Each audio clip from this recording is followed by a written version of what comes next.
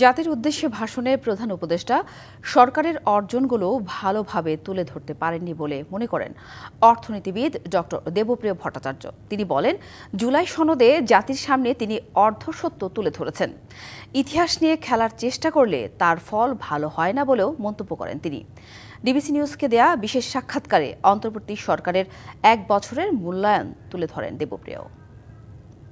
মাননীয় প্রধান উপদেষ্টা যে বক্তৃতাটা করেছেন 1 বছরের উত্তর, নিজের কথাটা উনি নিজের মতো করে বলতে পারেননি, এবং যারা ওনাকে এই বক্তৃতা লিখে দিতে সাহায্য করেছেন তারা ওনার প্রতি ন্যায্যতা করেননি, ন্যায় করেননি। এই জুলাই ঘোষণার ভিতরে উনি যে ইতিহাসটা দিয়েছেন এটা তো অর্ধসত্য। যখনই আমরা ইতিহাসকে নিয়ে খেলা করা শুরু করি তখন মনে রাখতে হবে আমার পরেও খেলোয়াড় আছে, আমার পরেও খেলা হবে। তো ওই খেলা এসে আমাকে আমার পুরনো খেলা, জেতা খেলা হারিয়ে দিবে। সেই একই ব্যক্তি শুধু জামার জার্সি বদল করেছে, এবং সেইটাকে নিয়ে আপনি এমন একটা আইনশৃঙ্খলা বাহিনীর সামনে আসছেন যারা এই মুহূর্তে নৈতিকভাবে খুব দুর্বল, কারণ তারা আপনার এক অর্থে মানে পোষ্য হিসেবে আগের সরকারের কাজ করেছে। তো ওনারা একটু শেখ হাসিনার আমলের মন্ত্রীদের মতো কথা বলা আবার শুরু করে দিয়েছেন।